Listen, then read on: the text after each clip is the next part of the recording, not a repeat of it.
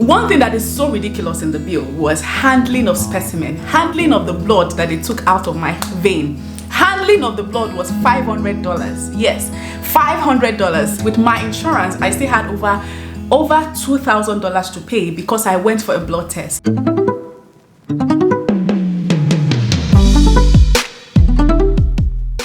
Hey guys, welcome back to my YouTube channel. My name is Victoria Fash. If it's your first time here, thank you so much for joining me. If you're a new subscriber, you know I love you, you know I appreciate you so much.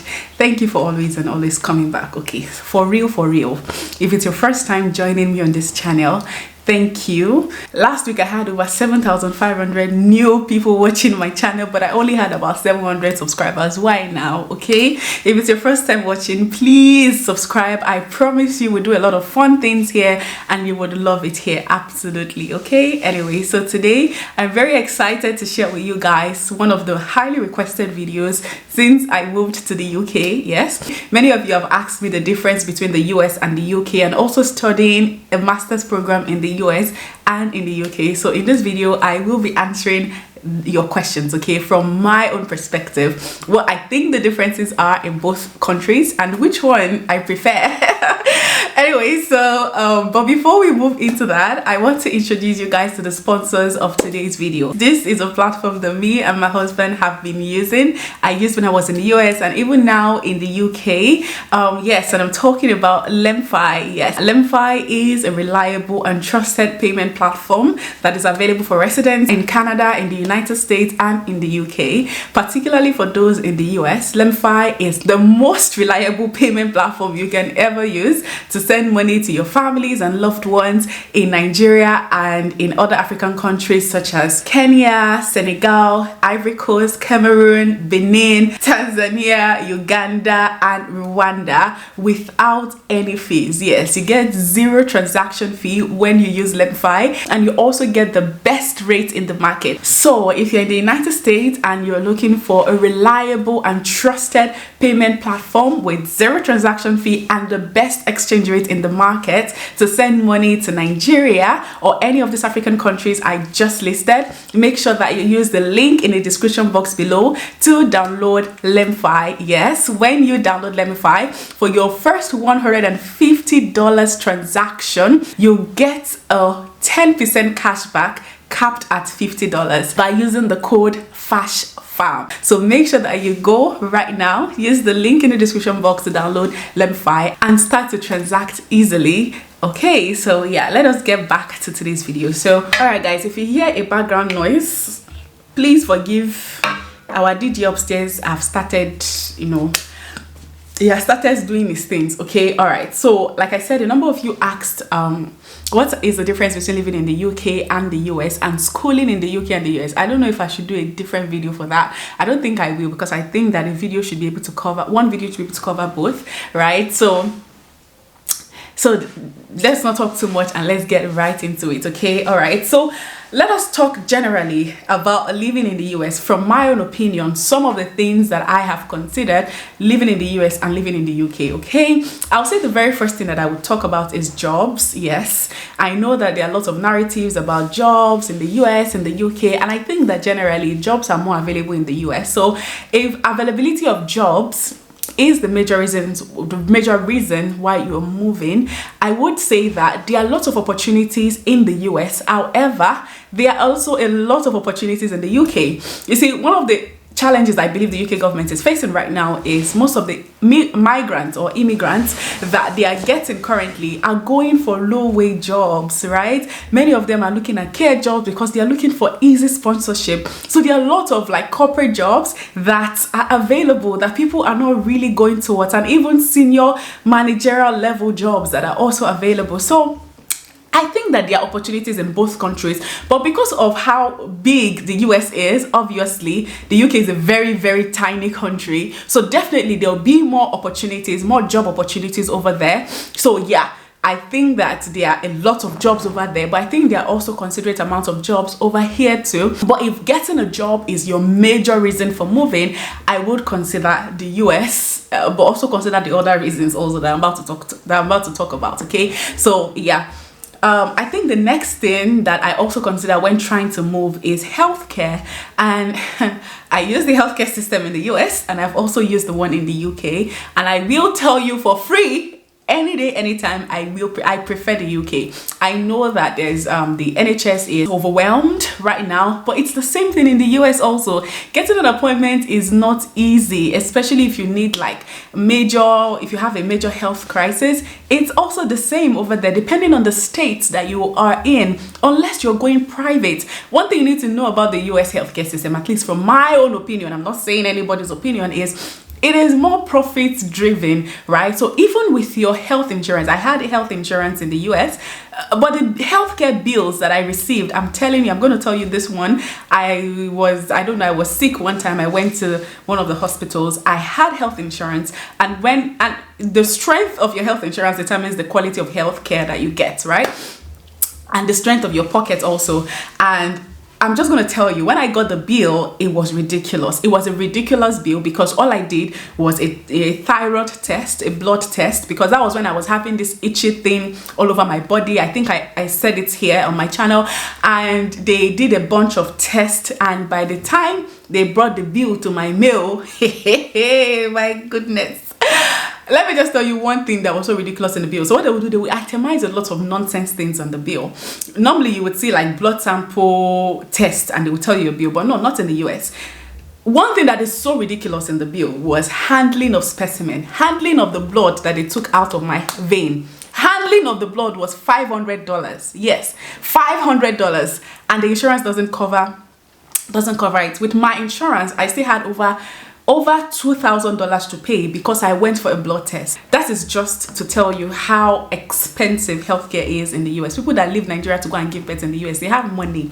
I'm telling you, and that's why you see that when they born 9 o'clock, 12 o'clock, they're out of the hospital, because the more you stay there, the more your bills pile up. So that's what I'm telling you. Healthcare in the US is not child's play. It's unlike the UK that, there's some regulations around it. In the US, there is absolutely no regulation. The same test you would do in one hospital or one facility that will cost you, let's say $100, you will do it another place and it will cost you $1,000, and you cannot contest it because that is just the way they do their pricing.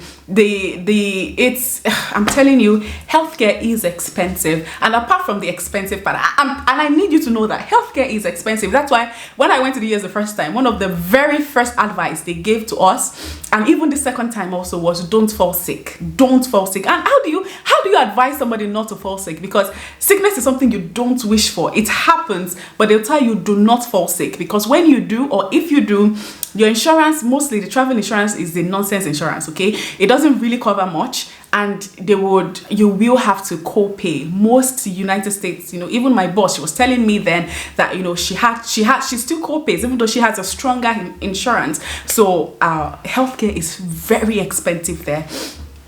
In the UK, it's different, because once you pay your NHS and your NI, it's only in rare cases that you have to pay. Even the drugs, they have like a cap. I was even surprised the last time I went, and I needed to get some drugs, and they told me that, all the drugs is this amount. It doesn't matter what kind of drug it is. This is the amount that they charge if you have NHS and stuff. So I think that when it comes to cost, the UK is definitely preferable. Now, when it also comes to timing, depending on what state you stay in the US, I would say the US, you would most likely get care if you have the money. If you go private, if you go, in short, most of the facilities that, even the ones that are so-called public, they are very expensive. So, to get a gynecologist appointment, depending on this, I know someone in New York that have been on the list for a long time. So it's like since COVID-19, there's been an overwhelming amount of people requiring healthcare, and there's like a backlog in every country. But I really do think it is worse in the UK. But if you still have emergency issues, you still get attended to in the UK. So yeah, I just think that when it comes to timing, the US is better, but you need to have your money, because that's what will determine if you'll be, the quality of healthcare that you get, or even if you will get healthcare at all. I'm telling you, I was reading somewhere on Instagram where a lady was saying that they that, you know, a lot of people in the US are choosing to have home delivery. So not because they want to, but because of the cost of healthcare in the US. People cannot afford. I was reading, a lady had an interview recently, and I felt so bad for her because she had cancer and she saw the signs, but she couldn't go because she was so scared that it was nothing. So she was hoping that it would be a cyst or something that would disappear until the cancer got to stage 4, because she was so scared to seek for medical help because of the cost of, you know, healthcare. So healthcare is ridiculously pricey. If you don't fall sick, you don't have problem. But if you do fall sick, and God forbid it's an emergency, I will tell you another story. I can tell you so many stories.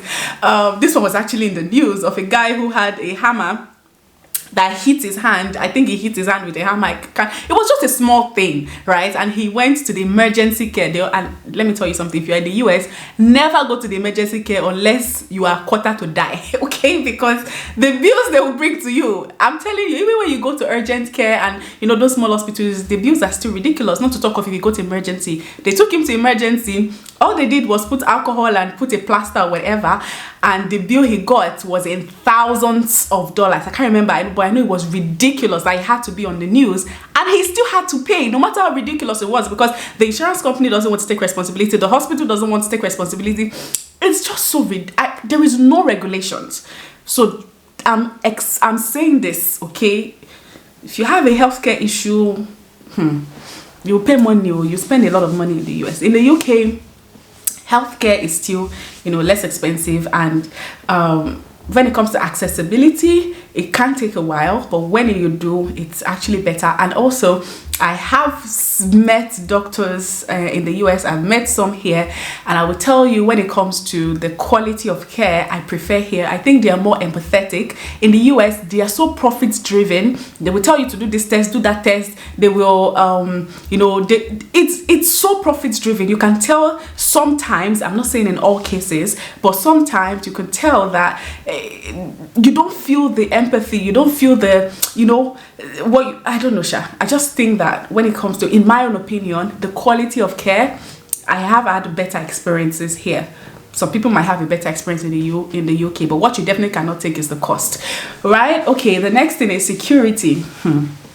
Guys, this one I don't even think I need to talk too much, okay? When it comes to security, the UK is definitely preferred, absolutely, because I remember the very first night I slept, that was like barely a month since I moved to the US, and I woke up in the morning and I got this, take shelter, move away from your window, I'm like, what's going on? Those messages came in around 2 a.m. I'd slept, of course, my phone was in the not disturb, and I woke up in the morning and they told us that there was an active shooter right on my street. I think the shooting thing in the US is not a new thing. Everybody knows about the gun violence that happens in the US. In the UK, it's different. I know people talk about stabbing, but how many cases of stabbing do you have? At least since I moved here, I've not heard of one.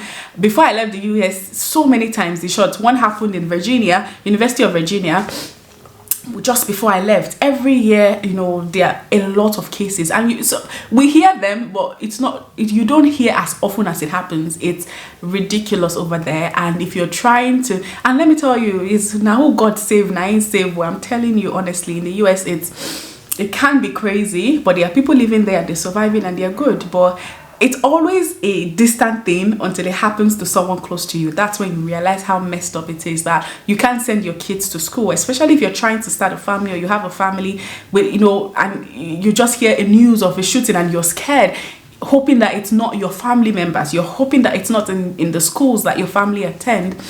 It's crazy, right? So I would say security wise, the UK is far more secure than the US. I know that, you know, people, I've never had any reason to be security conscious since I moved here, never. And, you know, yeah, so yeah, I think the UK is definitely better. Apart from the gun violence, I think generally, right, there's a lot of crazy things that happens in the US, like parcel theft. You know, I'm sure they happen here too, but I'm just telling you, really, when it comes to security of life and properties, I would definitely prefer the UK. Also, when it comes to security of properties, also because of the severe weather storms that happens in some places in the US, it gets very crazy. I always say that before you decide to go anywhere to school, even if you have 100% scholarship, please be mindful of the areas you go. There are places that they have issues with tornadoes, they have issues with hurricanes, and it's crazy. Houses are destroyed, properties are lost, and stuff like that. Yes, if you have insurance, you are good. However, for students, definitely you don't have property insurance, so it can get very messy unless you're staying on campus, which could give you a level of security. But you know, on times when you have snowstorms, it gets really crazy. But I don't think in the US in the UK you have such severe weathers, at least not as often as you have them in the US. So security wise, I'm telling you, the UK cap every time. Now, when it comes to cost of living, this can be depending on where you're staying in the US. I would say that they are the same. I've been to both countries. I don't think there is a significant difference in the cost of living. I think right now there's inflation happening everywhere around the world, so things are expensive, and it's not just in the UK. Energy bills are expensive. It is expensive everywhere. People in Canada go and shout it, not even talk of like cost of living. Cost of buying groceries has increased tremendously. Who was I telling that when I was in the US in 2019, the amount I would use, like that I budget in a month to eat, was the day that I spend too much is when I enter $100. I hardly ever spend $100 on groceries and stuff. Mostly it was Shein that was taking all my money then, right? Because I was buying clothing for people in Nigeria and stuff. Anyway, so yeah, I would say that cost of living is generally the same. When it comes to the rent you're paying, it depends on where you're staying. Again, the rent I'll pay in London is the same rent I was paying in for a shared, when I was in a shared apartment in New York. I was paying $1,000 for a shared apartment, right? That is for one room in somebody's house. Basically, it's the same amount. You pay £1,000 when you are in the UK. So when you are in London, that's what I mean. When you're in London, in the Middlesbrough, it's not as expensive. It would be almost the same thing I was paying when I was in Harrisonburg, because they are both like not a city area, right? So it depends on where you're staying, right? I think cost of rent is practically the same. I think that cost of food is practically the same too, and I think slightly cheaper in the UK, unless you're ordering things online from Amazon, where you'll see that things in the US are more cheaper because of ease of delivery and transportation, I guess. In the UK they tend to be more expensive. However, it's the same thing from Canada to the US, right? But when it comes to like cost of feeding over here, I think it's, you know, the inflation is affecting everyone, so it's practically the same. I would just say that the quality of food for me, since I moved here, the UK is way better. I think that due to, you know, if you make research, you watch documentaries, you would know that the quality of food in the US is very questionable. Yeah, it's not me saying it, these are research. Like the chemicals produced, you know, some of the you know, like you buy chicken, it doesn't taste like chicken, and you are wondering, what is this, what are you giving me to eat? When you go to the grocery stores, I'm telling you guys, the food here, I think it's way better. I also think that depending on where you're staying in the US, if you're in Maryland, you get a lot of Nigerian and African markets. Where I was staying in Harrisonburg, you don't get that. I could not even find one African market. They only had an international market, which was more of Asian markets. So depending on where you're staying, but over here, I think almost every state you go to, you will find African markets there, because, you know, we are everywhere, right? So I would say that the quality of food is definitely way better in the UK. The amount of sugar that is in the US is ridiculous. In the food, infused in the food in the US, it is ridiculous, right? The amount of preservative is crazy.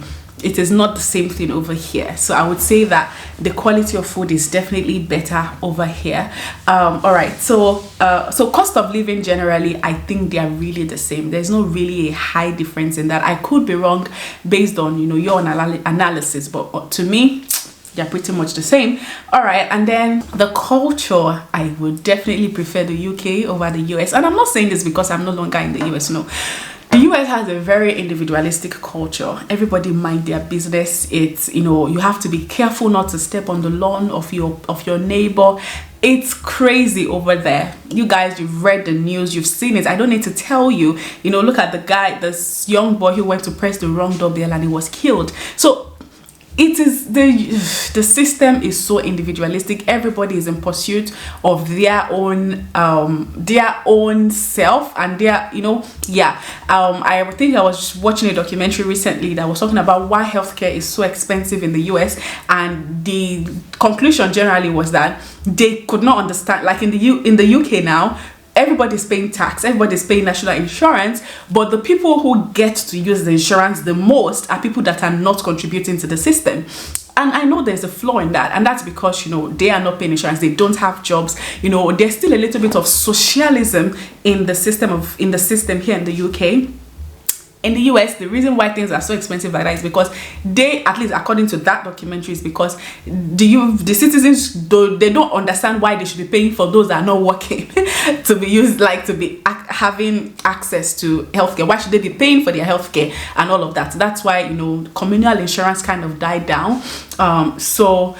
Or national insurance, I said communal insurance, national insurance. So I'm saying that the culture is very individualistic, and for a person that grew up in Nigeria, where we kind of, you know, we train our children together, we you know, it's like a community, a communal kind of lifestyle. You know your neighbor knows you and stuff like that. When you get to the US, it can get very isolating. Yes, in the UK, I don't know my neighbor still because of my personality, and also because in the place we live in, we don't have a lot of Nigerian neighbors. We have more of Pakistani and, you know, Asian neighbors. However, if you stay in TS1 and, you know, those areas close to school, you have a lot of Nigerians, and you will hear people saying, oh, this is a Nigerian that live here, it's a Nigerian that live here. You know, they have this sense of community when you are around, you know, Nigerians, and you get to find a lot of them here. And even though I don't know my neighbors, in school, like, we have a sense of community. My husband has his own, you know, kind of close pals at work and all of that. So you get those things right here. Even in his job, it's different. Like, the way they, you know, it's just different. So I would definitely prefer the sense of community over here, definitely more than the US, because it's almost non-existent unless you have, you know, you find people that are your own family members or your own friends and families that are from the same countries. You don't really get that sense of community. You know, you don't expect people to have your back because everybody is after their own interest, right? And this is based on my experiences and the experience of people that are close to me. Yours might be different again, but I would say that the UK every time. Okay, now when it comes to, I don't think I'll be able to talk about studying. I think the studying will be a different video just because I've gone way over the time I wanted to spend on this video. I also think when it comes to weather, it depends on what area in the US you're staying, right? If you're staying in Texas, you know, area, that part of the country, during the winter you tend to enjoy a lot. I spent my winter for the first time in Texas, and it was the best winter ever. Those who stay in Buffalo, who stay in New York City, it was the worst winter. So they tend to get a lot of hurricane, what they call them, tornadoes and all those things, like severe weather conditions in certain areas of the country. However, in the US, when it's summer, it is summer, okay? Like, when it's summer, you see the sun, like, it is summering, okay? Here in the UK, at least since I came in summer, and I was still wearing my light winter jackets because it was so cold. It's cold like all year round. So I would say that when it comes to weather, I definitely prefer the US because, yeah, the US weather is just better. Because when you're in winter, know you're in winter. When you're in summer, know you're in summer. It's not like you're in winter, you're in winter. You're in summer, you're in winter. You're in spring, you're in winter. Like, make up your mind. So yeah, I definitely prefer the US weather. Definitely more than the UK, just because of the predictability ish than the UK. Like, the UK is just so unpredictable. It can be very sunny and the next minute it's raining. It can be raining, the next minute it is snowing. Like, guy, make up your mind. So yeah. Now when it comes to like culture such as religion, religion beliefs and culture, I would say the UK, but take that with a pinch of salt. The only reason is because the UK, you have more Nigerian churches, also depending on where you're staying in the US too, but normally you have more like African communities in the UK. So you have African churches, you have people who share the same beliefs as you do. In the US, depending on where you're staying, you don't often get that everywhere, right? In Harrisonburg, there was absolutely no redeem, like redeem that is everywhere. There wasn't any. It can be difficult for you to like get your community in terms of your religion that shares the same religious beliefs as you do. The US are very vocal about their atheism, unbelief in Christ, and you have to be very careful about what you say. And it's also the same thing here in the UK, but I think the US, they can be more vocal about it. And yeah, I'm telling you, if you're an African, you have to be walk on eggshells, right? Even here too, but I think it is worse in the US. Now, when it comes to the immigration policy, I know that the UK are very bipolar-ish in their policies. That is, 1 minute they are friendly and it's open, the next minute they are looking for how to cut migration. They are very unstable in their policies. But I think that in a lot of instances, it is definitely still more accepting than the US. The US, if you want to move in, is either you get a good high-paying job that is willing to sponsor you, which you can go, you're going through study, and even with the study visa, I think that if you apply for a study visa to the UK, your chances of getting accepted is like 70%. In the US is like 10%, because even if you get accepted into the school, getting a visa is another issue. I know a number of people that got accepted into my school last year, but they couldn't come because their visas were denied. So you have to be like, going for visa interview is very intimidating and very scary. You have to be very, very prayerful. So the immigration policy is not so friendly.